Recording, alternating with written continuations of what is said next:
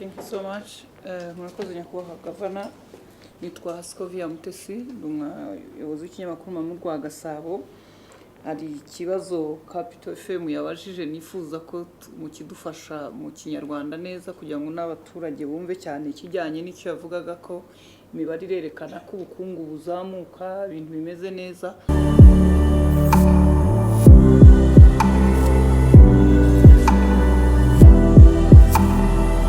Cyane nitwa Gatete Rafiki, umunyamakuru wa RBA. Kimwe mu byo mwagarutseho muri iyi presentation mu gice kibanza cya MPC kuri monetary policy, mwagaragaje ko Central Bank yongeye kuzamura bank rate from to 7.25 I mean to mwongeho iryo rimwe. Ni ibintu bivuze iki by'umwihariko ku bijyanye n'imikorere y'amabanki kugira ngo abafata inguzanyo babyumve, abanyamabanki nabo basobanukirwe cyangwa se abadukurikira basobanukirwe kuki izi mpinduka zihuse mu gihe yashize amezi atagera kuri atanu mu bihinduye irizamuka ryongeraho rimwe ryose risobanuye iki mu bukungu, zizanye izihe mpinduka by'umwihariko no mu guhangana na inflation. Ikindi nsorezaho ni ko tubona hakomeje kuba deterioration cyane mu bijyanye na energy muri energy sector.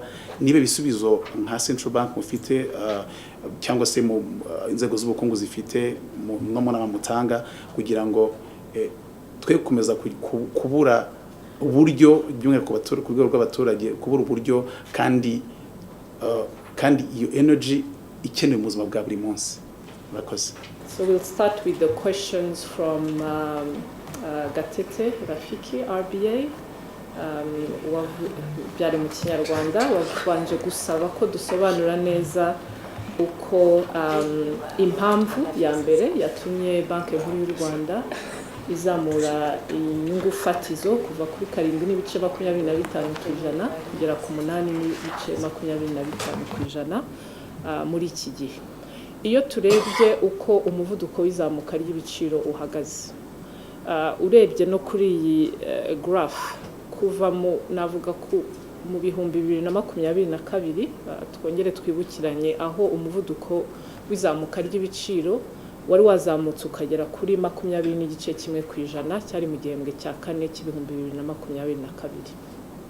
Ibyo cyo gihe byari byatewe n'ibintu bibiri by'ingenzi. Icya mbere wari umusaruro muke w'ubuhinzi ku rwego rw'igihugu, icya kabiri kubera intambara ya Ukraine yari yatangiye mu kwa kabiri, ibiciro bya petroli ku masoko mpuzamahanga biriyongera ndetse n'ibiciro by'ifumbire.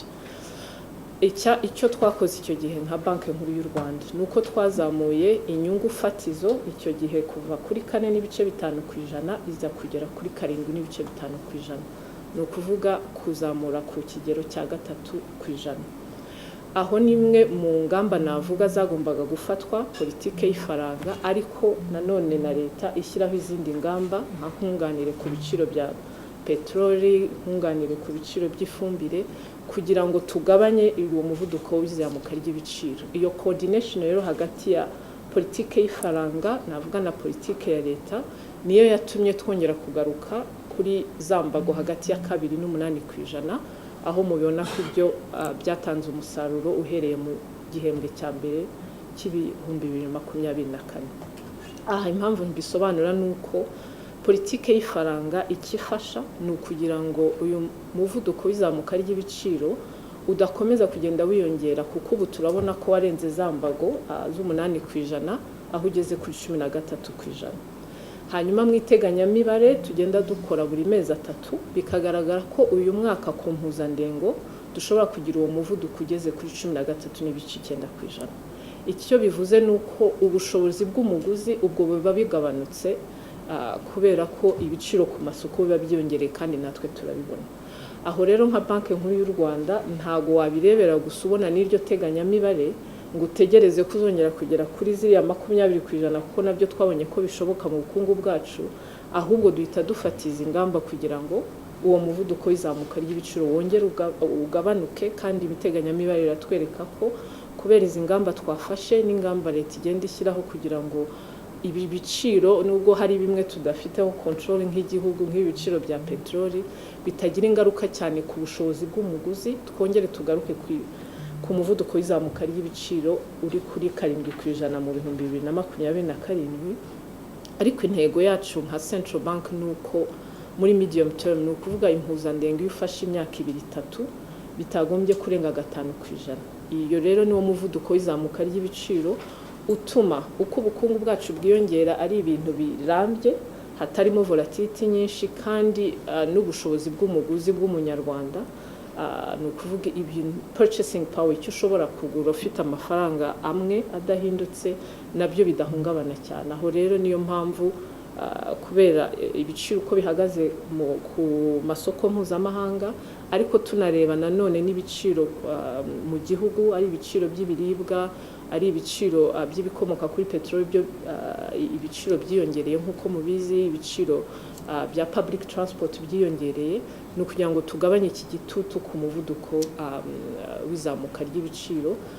Kandi mu nshingano zacu nka Banki Nkuru y'u Rwanda ni inshingano duhabwa n'itegeko ryo kugira ngo dukomeze gufata ingamba zituma umuvuduko w'ibiciro utiyongera, nubwo muri ibi bihe hari bimwe nka Banki Nkuru y'u Rwanda cyangwa nk'igihugu tudashobora kugira icyo twakoraho, ariko ibyo dushoboye na politike zifatwa nicyo ziba zigamije, kandi turizera ko nk'uko byagenze muri iyi myaka 3 ishize tuzongera kugaruka kuri uyu muvuduko uri hagati ya 2-8%.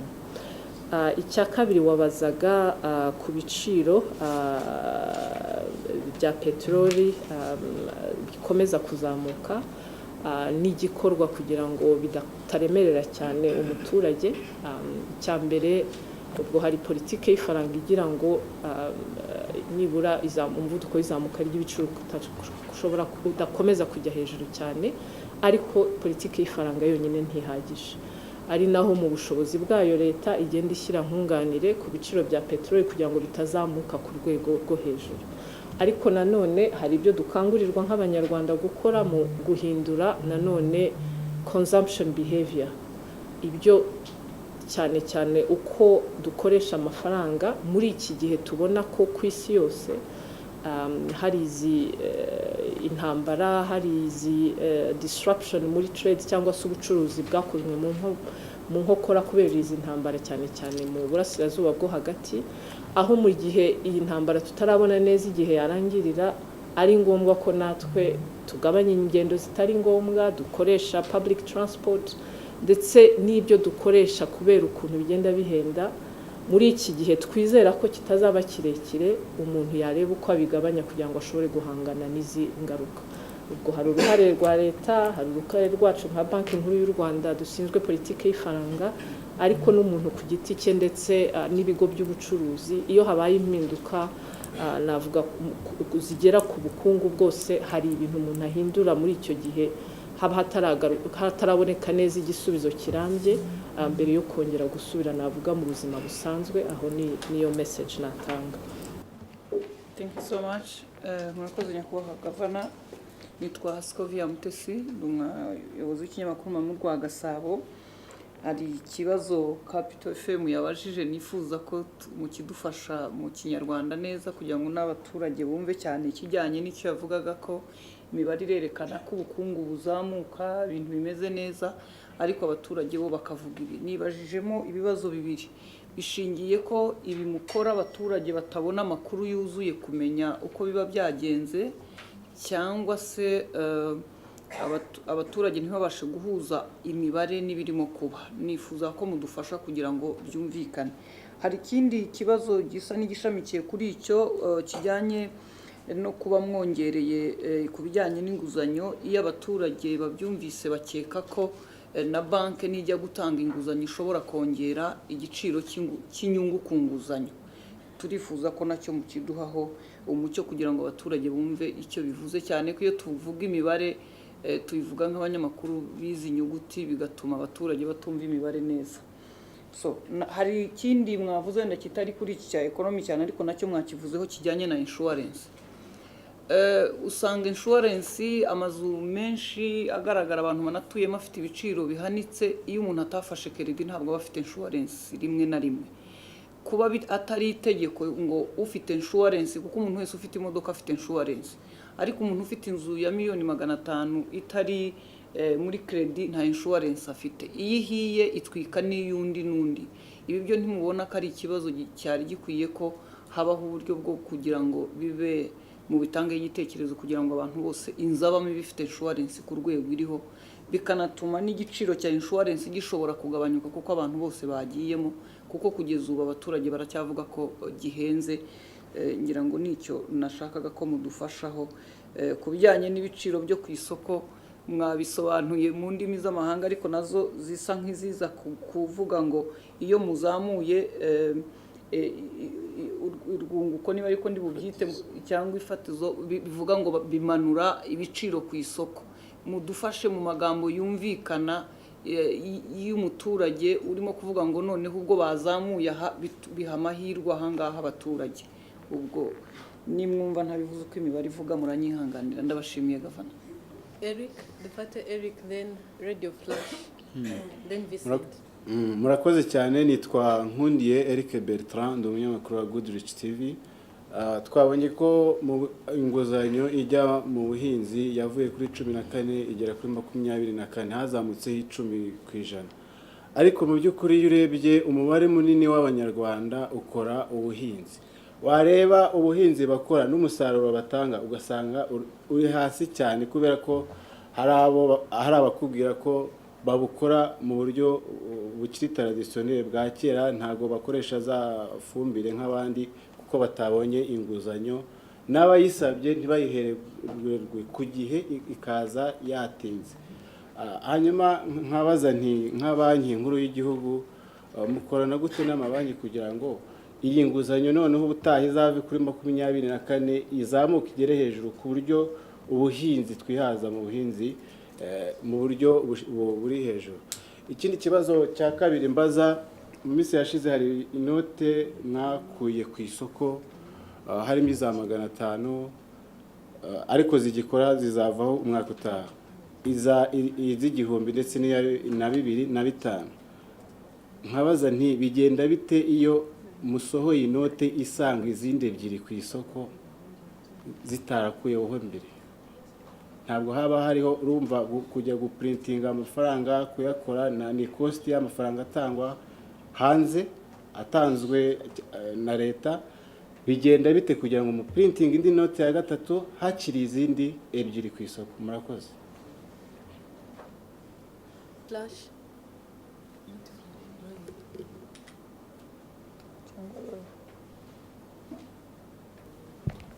murakoze nitwa Moses Kwishimwe ndi umunyamakuru wa Royal FM. Hanyuma gavana nkuko mwabihereyeho ingaruka z'intambara iri mu burasirazuba bwa hagati yagize ingaruka ku izamuka ry'ibiciro bya lisansi no kuvuga nyine ibikomoka kuri peteroli muri rusange. Ndetse rwose mwanavuze ko bishobora kuzakomeza kuzamuka mu gihe intambara yaba igikomeje. Urugero mwatanze ni kuri crude oil yazamuka 24.6%. Hanyuma ibiciro bizakomeza kuzamuka koko nibyo, ariko se twe nk'u Rwanda koko nubwo byazamuka ibi bikomoka kuri peteroli bizakomeza kuboneka kubera ko nk'ibihugu bimwe na bimwe haraho usanga nko muri Nigeria indege zimwe zaraparitse kubera ko ntago bafite benzene. Ahandi twagiye tubona imyigaragambyo bari kwamagana bavuga ngo ibiciro byarazamutse, ariko ubwo ibiciro byazamutse aramutse ari ibiciro byazamutse yaba ari amahoro, wasanga bafite amafaranga bakabura ibyo kugura. Hanyuma twe nk'u Rwanda turizera gute kubera ko tuzakomeza kubibona kubera ko twabonye mu minsi yashize hari ukuntu kuri station ukeneye essence runaka bakakugenera. Twabonye guverinoma y'u Rwanda ishyira imbaraga muri transport mu buryo bwa rusange, ugasanga izi modoka nyinshi ziri mu muhanda inyinshi ziri gukoresha amashanyarazi.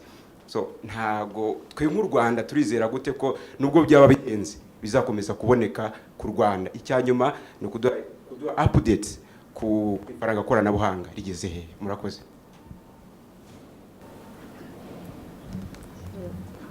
Twasubiza ibibazo bine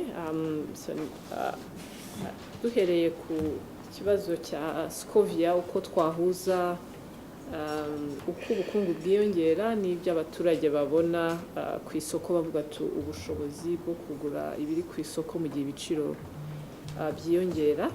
Icyo ndaza kukigarukaho ku byerekeranye n'uko iyi nyungu fatizo ya banki nkuru y'u Rwanda igera no ku nyungu ku nguzanyo banki nkuru banki z'ubucuruzi zitangiraho inguzanyo. Ubwo naza gusaba Professor Kasai ushinzwe agashami ka politike y'ifaranga kuza gusobanura uko tubihuza ariko n'ibyo twabonye muri ibi bihembwe bishize ku byerekeranye na insurance cyangwa se ubwishingizi bugomba bumwe ari ubwishingizi navuga ngo mandatory cyangwa busabwa ku binyabiziga, ariko no kuvuga ngo ubwishingizi ku mazu nabwo bushyire buba ari ubwishingizi bwaba mandatory cyangwa busabwa. Ubwo naza gusaba Bernard ushinzwe financial stability kutangaho ibisubizo ku byerekeranye n'ibiciro no guhuza uko twazamuye inyungu fatizo ya banki nkuru y'u Rwanda n'ibiciro ku isoko. Ubwo naho Professor Kasai yaza gutanga ibisobanuro birambuye, ariko ku cyo nari nasobanuye iyo tubona ubukungu bw'u Rwanda cyangwa umusaruro mbumbe wiyongera, maybe washyiraho ya slide ya economic growth na CIE, nuko ubukungu bw'u Rwanda tugenda tubona ko yaba umwaka w'ibihumbi 2024 n'ibihumbi 2025 umwaka ushize umusaruro mbumbe wiyongereho 9.4%. Ariko ibyo ntago bivuze ko buri munyarwanda wese umutungo afite wiyongeraho 9.4%. Uyu ni navuga ni impuzandengo y'ibikorwa byose by'ubukungu mu gihugu, byaba iby'ubuhinzi, byaba ibyo mu nganda, byaba service. Noneho uko biteranyije impuzandengo ikaba 9.4%. Aho icyo twavuga twe tureberaho ni ukuvuga ngo ese ubushobozi bw'umuguzi, purchasing power, iyo yigiraho ingaruka cyane. Yego niyo ubukungu bwiyongera ni ukuvuga ko na leta iba ifite ubushobozi ndetse n'ibigo by'abikorera byungutse gukomeza gushora imari, gutanga akazi, abantu bakaba babona akazi, kandi tugenda tumibona mu mibare ko abantu badafite akazi bo bagenda bagabanuka. Ubu bigeze kuri 14% imibare ya nyuma niba nyibuka neza. Ariko icyo tureba nanone ni umuvuduko w'izamuka ry'ibiciro, ariyo mpamvu ari igipimo tureba, kuko niyo ubukungu bwakwiyongera ku 9.4%, ariko umuvuduko w'izamuka ry'ibiciro uba ugeze kuri 13%. Ni ukuvuga ko ubushobozi bw'umuguzi ni nk'aho bugabanutseho 13% ugereranyije. Aho rero nicyo umuturage cyane cyane abareba, natwe tuhaha nicyo urebe. Iyo udashoboye kugura ibyo waguraga mu gihembwe gishize, aho niyo nakuvuga ko ubukungu bwiyongeyeho 10%, ntabwo urabibona neza mu buzima bwawe bwa buri munsi. Aha rero n'ikindi gisobanuro dutanga ni ukuvuga ngo ngese ubundi umutungo w'umunyarwanda ku mpuzandengo ugeze ku kihe kigero.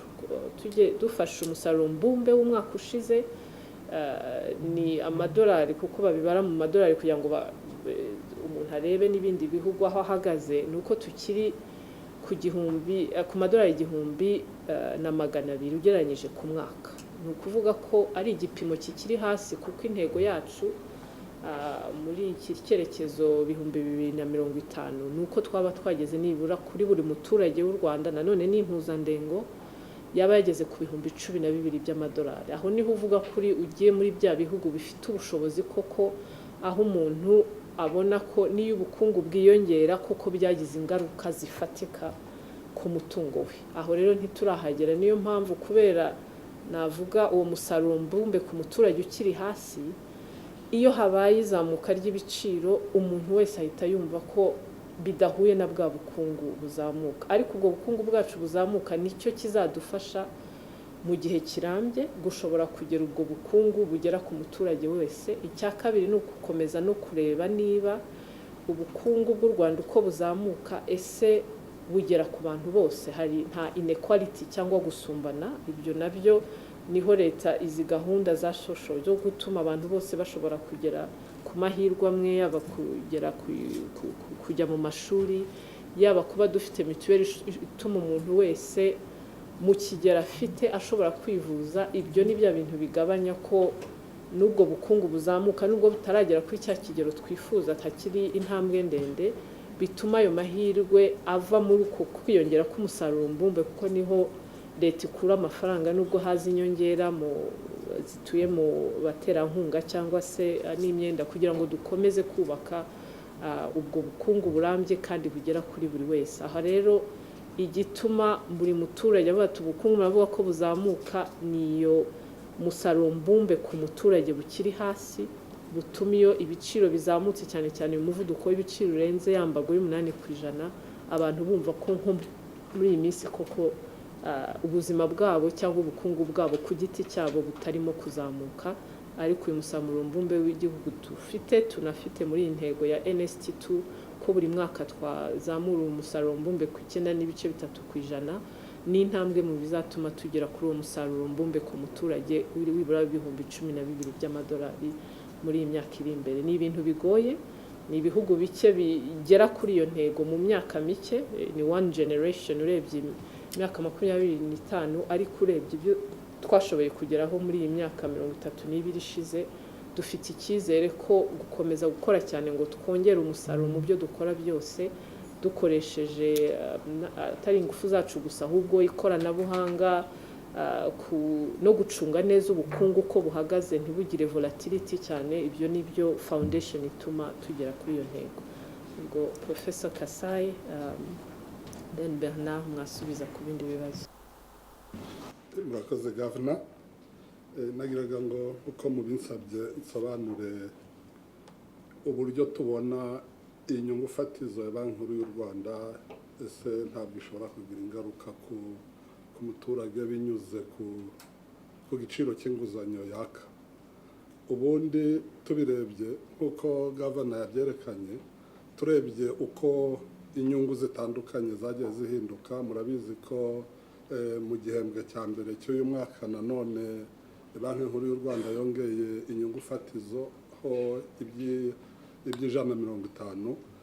Urebye nk'inyungu amabanki yakana agurizanya hagati yayo yo yarazamutse, n'izindi nyungu ziri hafi yayo nazo zirazamuka. Ariko wareba nko ku nguzanyo abagana amabanki baka ibiciro byazo, ubwo ndavuga lending rate, byo ugasanga bitarazamutse cyane. Icyo gihe umuntu nako byaramanutse. Icyo gihe umuntu ashobora kwibaza ati ese byagenze bite, kuko ubundi byari byitezwe ko nazo zizamuka. Ubundi iyo Banki Nkuru y'u Rwanda nangwa indi banki nkuru iyo ari yo yose ifashe icyemezo nk'icyo, haba harimo impamvu zitandukanye. Impamvu ya mbere ni ukumenyesha abantu ko izamuka ry'ibiciro ritameze neza. Iyo bibamenyesheje rero n'abantu batangira gufata ingamba. Hari abafata ingamba mu buryo butandukanye, hari abagana amabanki batangira kumenya inguzanyo baka n'izo bataka. Amabanki nayo atangira kumenya inguzanyo atanga n'izo adatanga. Inguzanyo zidatangwa muri ibyo bihe ni inguzanyo za hato na hato zijyanye na consumption. Mvuze ko mvuga consumption mu Kinyarwanda, ibintu ushobora kugura by'akanya gato, byo ushobora kuba wajya kwaka inguzanyo. Dufashe n'urugero rw'ibirori, ubukwe, ibintu nk'ibyo. Ibyo umuntu yavuga ko ari ibijyanye na consumption. Ariko ibijyanye n'ibirambye byo kuko biba bitari bube ahanini bigarukira muri icyo gihe gusa, tubona ko ibiciro bitameze neza, zo zikomeza gutangwa. Iyo rero abantu bifashe kuri zo za hato na hato, n'amabanki nayo agatangira kujya asuzuma neza izo za hato na hato ntazitange, ahubwo bakibanda mu nguzanyo z'igihe kirekire zifitiye ubukungu akamaro, ushobora no gusanga iyo nyungu itazamutse nk'uko twabibonye hano. Governor igihe yabivugaga yavuze ko turebye nk'inguzanyo lending rate impamvu zamanutse ni uko inyinshi ari z'igihe kirekire. Izo z'igihe kirekire rero usanga ahanini zo zitabangamirwa n'iki cyemezo, ari nazo banki nkuru y'u Rwanda yakangurira abagana amabanki kwibandaho, ariko bayajyana mu bikorwa bitanga umusaruro cyangwa bibyara umusaruro. Icyo gihe birafasha. Noneho umuntu yagaruka ku kindi kibazo mwabajije mutese, turebye iyi nyungu fatizo ikazamuka igera kuri ku izamuka ry'ibiciro ite. Kuba yo izamutse, umuvuduko w'izamuka ry'ibiciro birawufasha iki? Icyo biwufasha ni icyo twari tumaze kuvuga. Niba amabanki ajya gutanga inguzanyo akareba ko atangira gushungura, kuko turi mu bihe bisaba ko habaho ubushishozi mu bijyanye n'iby'ibiciro, n'ugana banki nawe agafata icyo cyemezo, ni ukuvuga ko no ku masoko demande yabo iragabanyuka. Abantu bajyaga mu mabanki bakaka inguzanyo bajya gukora ibyo bya hato na hato barabigabanya. Niba bigabanya bitume bidashira igitutu ku masoko, ibyo bituma ibiciro bigabanyuka, na umuvuduko w'izamuka ry'ibiciro ugabanyuka. Ni ukuvuga ntabwo ukomeza kwiyongera kuko abagana amabanki nangwa babona amafaranga ya hato na hato batangiye kugabanyuka.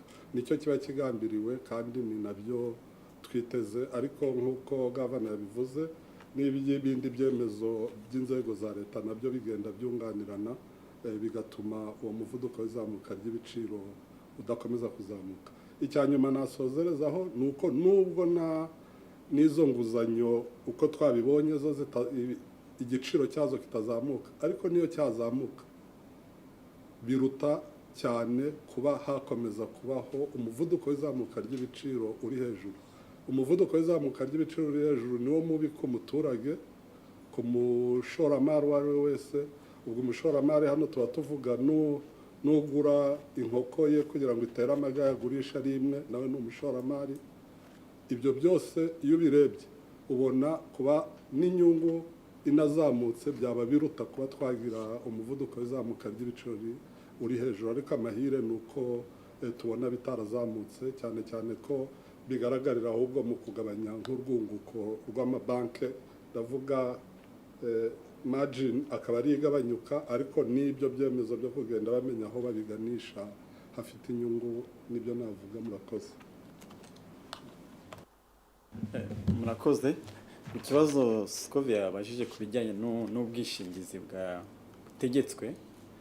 Ubundi hari ubwishingizi bubiri, cyane cyane hari ubwishingizi budategetswe, ari bwo umuntu ashobora gufata kugira ngo yishingire umutungo we cyangwa ubuzima bwe. Ariko hari n'ubundi bwishingizi butegetswe. Ubwo dukunda kubona cyane cyane n'ubwishingizi butegetswe mu gihe wangije iby'abandi. Ibyo tubibona cyane cyane mu bwishingizi bufatwa n'imodoka, kugira ngo niyangiza imodoka y'abandi cyangwa se niyangiza imitungo y'abandi, bimusabe yuko ubwishingizi bumufasha mu gihe nta bushobozi afite bwo kwishyura iby'abandi. Ariko nanone dusanga hakiri ubwishingizi butegetswe bukenewe. Hari ubuhari ukora uyu munsi nk'ubwo bwishingizi bw'imodoka mu gihe wangije iby'abandi. Hari ubwishingizi bw'ubuzima butegetswe, hari ubwishingizi butegetswe cyane cyane ku bakora muri za mine, hari ubwishingizi butegetswe cyane cyane ku bakora kuri za chantier. Ariko nanone icyo tuvuga ni uko ubwishingizi abafata ubwishingizi, ikigero cy'abafata ubwishingizi kiracyari gito. Ariyo mpamvu u Rwanda rwafashe icyemezo cyo gushyiraho gahunda y'igihugu y'ubwishingizi. Muri iyo gahunda y'igihugu y'ubwishingizi hazanasesengurwa ubundi bwishingizi butegetswe bwashyirwaho, harimo n'ubwishingizi bw'inkongi z'umuriro nk'uko babivugaga Scovia. Ese inzu ihiye igatwika iby'abandi byagenda gute? Ubwo bwishingizi butegetswe turimo turabutekerezaho kugira ngo muri ya gahunda y'ubwishingizi y'igihugu, kugira ngo dusuzume n'izindi nzego ubundi bwishingizi butegetswe bwajyaho. Ariko nanone icy'ingenzi bushobora kujyaho, ese bwashyirwa mu bikorwa gute? Ubwishingizi bw'uko modoka biroroshye kwa polisi baguhagarika, ariko nanone muri ubwo bwishingizi butegetswe turanatekereza uburyo ingamba zashyirwaho kugira ngo niba buba bushyizweho, ese twafatanya n'izindi nzego kugira ngo ubwo bwishingizi butegetswe nabwo bubashe gushyirwa mu bikorwa. Turizera rero ko mu gushyira mu bikorwa iyi gahunda y'igihugu y'ubwishingizi, icyo gitekerezo cyo gushyiraho ubwishingizi butegetswe kizajyaho, ariko nanone tunashaka uburyo bwajya bushyirwa mu bikorwa mu gihe butegetswe. Murakoze. Ikindi kibazo byari Eric Nkundiye, ikibazo cya mbere yabazaga ku rwego rw'ubuhinzi, avuga ati ubuhinzi nubwo mu gihembwe cya mbere hiyongereye inguzanyo zijya mu buhinzi zigeze noneho kuri 3.9% urebye inzego navuga z'ubukungu zibona inguzanyo, ariko biracyari hasi. Ibyo nibyo nanabigarutseho nerekana inzego z'ubukungu zigezwaho inguzanyo, ariko ni ikigero kiri hejuru y'ikigero twajyaga tubona kuri 2%. Aho naza gusaba Moise ushinzwe iterambere ry'urwego rw'imari kuza gutanga gahunda ziriho kugira ngo inguzanyo zijya mu rwego rw'ubuhinzi zikomeze kwiyongera. Ku kibazo cyerekeranye n'inote zavanyweho, cyane cyane inote zakozwe mu myaka irenze 10 ishize, n'ikiba kigamijwe. Ubwo Chantal ari umuyobozi ushinzwe isoko ry'imari ndetse na operations za banki, araza kubigarukaho. Hari ikibazo nanone ku cya radio FM, ni Flash FM, Royal FM, ku bikomoka kuri peteroli, uko twabonye ko ku rwego mpuzamahanga biteganyijwe ko ibiciro byaziyongeraho 24% muri uyu mwaka, ndetse niba tunafite ububiko buhagije. Aha icyo navuga nuko ku rwego rw'igihugu hari ububiko bwa peteroli buba bugamije kunganira abikorera abacuruzi ibikomoka kuri peteroli mu gihe habaye igituma ibikomoka kuri peteroli bitageze mu gihugu. Aha nubwo twerekanye ko igiciro cyiyongereye, ariko nanone ko hagiye habaho imbogamizi cyane cyane kuri peteroli yavaga mu burasirazuba bwo hagati. Aho ikiza nuko mu Rwanda 70% y'ibikomoka muri peteroli biva mu bindi bihugu bitari mu burasirazuba bwo hagati, ariko nanone hagiyeho ingamba kugira ngo ari peteroli igomba kuba, navuga ibikomoka kuri peteroli bigomba kuba mu bubiko biba bihagije. Ariko nanone hari itsinda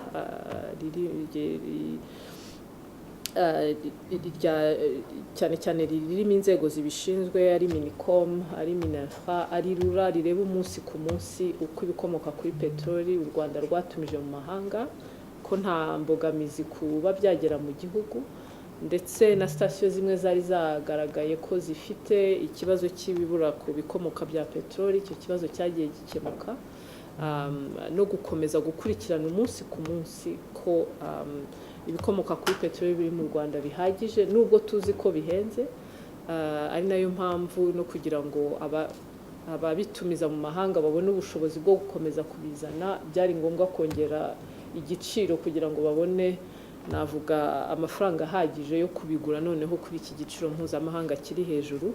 Aho rero nta mpungenge dufite kuko hari ingamba zashyizweho, ariko nanone uko ibyo bikomoka kuri peteroli bibura, mwabonye ko 20% byacaga hariya muri Strait of Hormuz. Ni ukuvuga ko n'ibindi bihugu bikeneye bigenda bishaka uko byayizana iwabo, ku buryo ushobora kugira imbogamizi kwigeraho. Ariko dufite icyizere ko izi minisiteri zibishinzwe, yaba Minicom na Minafra, birimo gukora akazi keza, kandi kuri ubu nta kibazo cyari cyajyaho. Kandi hari n'ingamba zo kugira ngo abantu bagabanye ikoreshwa ry'ibi bikomoka kuri peteroli, kuko iyi shoke ntabwo ari ubwa mbere, kandi ni ibintu tugomba kumenya ko bishobora no kuza no mu myaka iri imbere. Ari nayo mpamvu hari gahunda ya leta yo kugira ngo abantu bakoreshe ibinyabiziga bikoreshwa amashanyarazi, kuko nibura yo ni amashanyarazi yo mu gihugu, kandi bizadufasha kubaka, navuga, energy security ku buryo burambye. Ku byerekeranye n'ifaranga koranabuhanga, ubwo Moise araza kubigarukaho. Ubwo nasaba ku by'ubuhinzi Moise ubwo arasubiza iby'ubuhinzi na CBDC, hanyuma Chantal aze kuvuga ku inoti zakuwe ku isoko. Akoze Gavana, mmereye ku cy'inguzanyo zijya mu buhinzi, nk'uko mwarimu bivuze Gavana, zariyongereye ariko ziyongereye ku muvuduko n'ubundi iyo ikintu kikiri hasi cyane nubwo cyakwiyongera uvuye hasi cyane kuva kuri 2 ukagera kuri 3.9 inguzanyo zijya mu buhinzi ziracyari hasi cyane. Ndetse umuntu yakwibaza ati ese kuki ubundi izi nguzanyo zijya mu buhinzi ziri hasi? Nicyo wenda twatangiraho kugira ngo mwumve n'ingamba zihari, dusobanura ingamba zihari. Icya mbere nuko ibigo by'imari bigaragaza ko inguzanyo zijya mu buhinzi, abahinzi abagera hafi 70% abanyarwanda bari mu buhinzi, ariko ntabwo bakorana n'ibigo by'imari ku buryo ibigo by'imari bafite amakuru ahagije kugira ngo bibashe kubizera. Bityo bakavuga bati ese umuntu turamuha inguzanyo tumwizeyeho iki ko amakuru tutayafite? Ikindi uyu muhinzi ko ategereza ko ikirere nikiba cyiza zeza cyaba kibi ntiyeze igihombo azagira twiteguye kukirengera. Ayo makuru yose akagenda bayagaragaza nk'imbogamizi zituma batabasha kuguriza abahinzi. Ariko igihugu cyacu ntabwo cyarebeye ngo kivuge ngo abahinzi ibibazo bigaragazwa n'ibigo by'imari twabireka dutya gusa. Nayo mpamvu ari gahunda nyinshi z'igihugu zihari, ndaza kuvuga nke muri zo mpereye kuyo nyakubahwa gavana yigeze kuvuga ya SIDAT. SIDAT ni umushinga w'imyaka 5 w'igihugu cyacu biciye mu bigo bitandukanye harimo BRD na Minagri, ifite umwihariko kugira ngo ifashe abahinzi ariko isubiza bya bibazo navuze by'ingenzi. Ikibazo cya mbere cy'ingenzi igomba gusubiza ni ukubasha gutuma umuhinzi adategereza gusa ko ikirere gihinduka kiba cyiza ngo abashe kweza.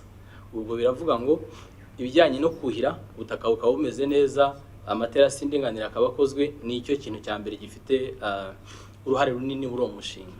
Ariko hakabamo no gutanga inguzanyo ndetse hakabamo no kwishingira, kuko ibigo by'imari bivuze biti ntitwizeye aba bantu wenda bazatwambura, niba homba natwe bizatugiraho ingaruka, hakenewe ubwishingizi, hakazamo na component y'ubwishingizi. Uyu mushinga rero warakozwe ndetse tubona ko ufite inyungu nyinshi, ndetse ibigo by'imari bitandukanye byarawitabiriye. Ari nayo mpamvu mwabonye ko nko muri SACCO, ndagira ngo nsubize neza ku mibare, hari ahantu imibare yavuze ngo yavuye kuri 14 igera kuri 24. Hariya twavugaga twerekanaga ko inyungu zacibwaga inguzanyo ku buhinzi ahubwo zagabanutse, akaba ari byiza. Icyo bivuze nuko za nguzanyo zo muri SIDAT zitangirwa ku 8% ugiye ukazishyira hamwe zituma inguzanyo ku mari inguzanyo ku buhinzi igiciro cy'inguzanyo ku buhinzi kigabanuka. Ubwo rero igiciro kigabanutse birumvikana ko abahinzi bakomeza gufata inguzanyo, kandi iyo bafashe inguzanyo twese tubyongeramo, barahinga bakeza tugatera imbere. Ubu aho ni kuri SIDAT.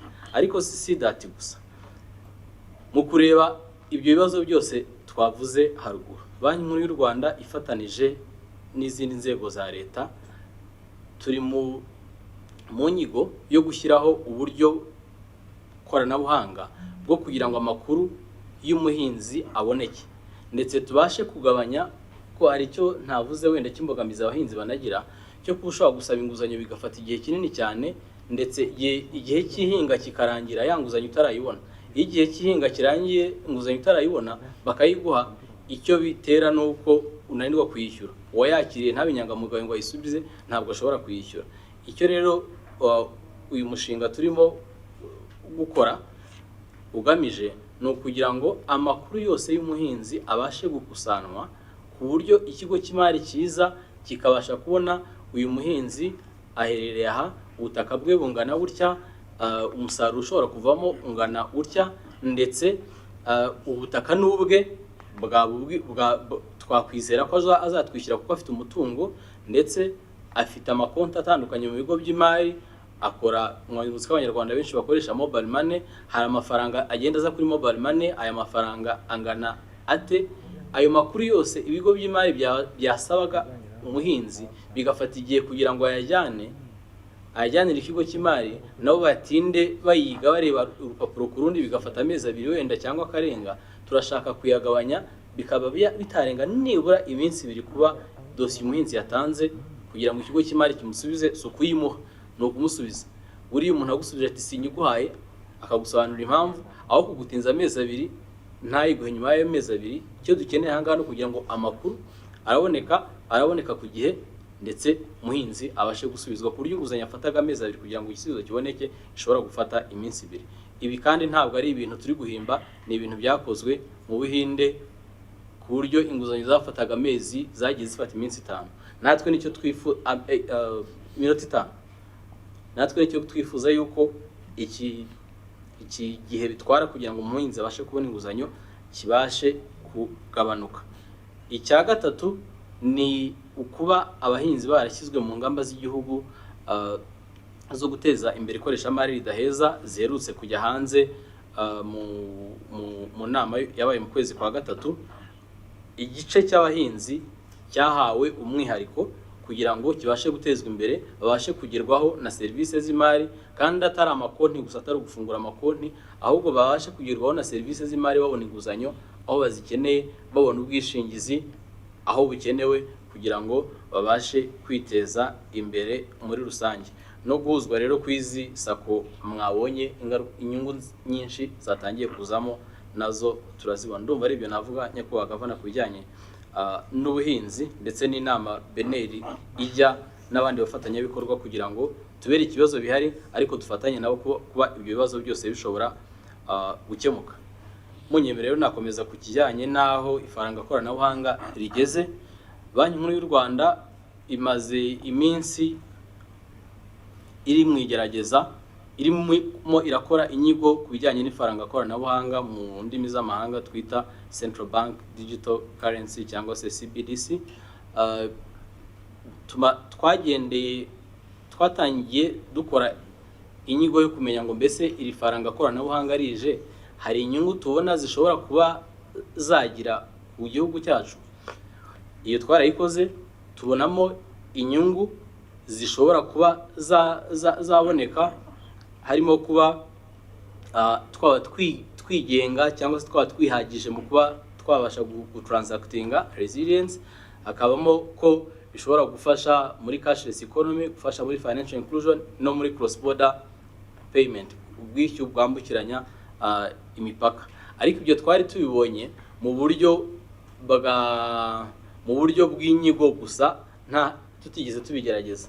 Turavuga tuti rero reka noneho tugerageze turebe ese inyungu tuvuga dushobora no gukora igerageza ryazo ariko mu buryo butagutse. Ubwo rero nibwo twatangiye noneho ikitwa proof of concept. Icyo yari igamije no kugira ngo turebe bya bintu twizera ko iri faranga koranabuhanga akamaro rizatugirira, ese dushobora kubigerageza tukareba ko ari ibintu bishoboka. Ibyo rero byarakozwe ndetse ibyavuye muri ubwo bushakashatsi byagaragaje ko cyambere abanyarwanda bashobora kwishyurana bakoresheje ifaranga koranabuhanga nta na internet bafite. Impamvu tuvuga ibyo nuko nkuko mubizi abanyarwanda benshi ntabwo baragira ubushobozi, nubwo internet isakaye igera hose, ariko si benshi baragira ubushobozi bwo kuba bayibona, ndetse benshi ntibanafite ibikoresho byabafasha smartphone cyangwa se laptops zishobora kubafasha kugira ngo babashe accessinga internet. Ibyo rero byatumye mu kugerageza natwe tureba ibijyanye na context yacu yo mu Rwanda. Turagerageza ku ikarita, abanyarwanda bashobora gukoresha ikarita bakishyurana bakoresha ifaranga koranabuhanga, bashobora gukoresha telefone zabo bakishyurana, ariko hari imbogamizi zabaye muri iryo gerageza. Hari igice kimwe tutagerageje kijyanye na USSD code, kandi muzi ko abanyarwanda benshi bakoresha USSD code. Ibyo ntabwo twabashije kubigerageza, ariko iyo twagerageje byose hari icyo byatwigishije. Icyambere byatweretse amategeko akeneye kuba yagira icyo akorwaho kugira ngo igihe dufashe igihugu cyacu gifashe umwanzuro wo gushyiraho ifaranga koranabuhanga, n'ayahe mategeko ashobora guhinduka n'iki gishobora guhindukamo. Icya kabiri ni ibihe bikorwa remezo dukeneye kugira ngo ifaranga koranabuhanga nijya gukora ribashe gukora. Icya gatatu, twaririndira umutekano dute igihe twatangiye kurikoresha. Muri iyo nyigo n'ibindi byose ntabashe gusobanura, mushobora kubona kuri raporo twashyize ku rubuga rwa Banki Nkuru y'u Rwanda, harimo ibyavuye muri iryo gerageza ritagutse, ariko nk'uko nabivuze hari ibyo tutakoze. Cya mbere twarikoze ku mubare w'abantu bake cyane, niyo mpamvu wenda benshi muri mwe batanabimenye ko mwagerageje, ariko turashaka noneho kujya ku yindi ntambwe dushaka kujyaho noneho niyo kwagura igerageza. Twagerageje igerageza twakoze ntabwo ryari mu buryo buri riyo cyangwa bwa nyabwo, ni ukuvuga ngo yari ikarita wakwishyura, ariko iyo karita utayijyana koko ngo uyishyuze ahandi hanze uretse aho twebwe twagennye. Intambwe rero tugiye kugeraho noneho ya pilot dutangira mu mwaka w'ingengo y'imari ukurikira, ni uko noneho tugiye kongera umubare w'abantu dufatanya nabo gukora ubushakashatsi, wenda namwe tuzabageraho, tukagera mu ntara z'igihugu zitandukanye. Ubwo twakoze mbere twabukoze aha ngaha mu mujyi wa Kigali gusa, ndetse tukabasha no kugerageza ya USSD code ariko na cross border payment, kwishyurana bijyanye kwishyurana birenze imipaka, tujye tugakora n'igihugu runaka tukabasha kwishyurana dukoresheje iryo faranga koranabuhanga. Iyo nyigo rero nirangira nabwo muzabimenyeshwa, ariko ikigamijwe ni ukugira ngo igihe iryo faranga koranabuhanga rizageraho tuzabe twizeye neza ko umutekano ari wose nk'uko uw'ifaranga dukoresha uyu munsi umeze, nta kibazo na kimwe kizaba kiriho, mbese ni mu buryo bwo kwitegura kugira ngo imbogamizi zose ziriho zibashe gukurwaho. Ubwo rero ubwo bushakashatsi nabwo nibugaragara, iyo nyigo nirangira nabwo uzamenyeshwa, ndetse n'igikurikira leta yacu izafata umwanzuro ku kuba iryo faranga ritarishyirwaho cyangwa se haba gutegereza mbere y'uko rishyirwaho.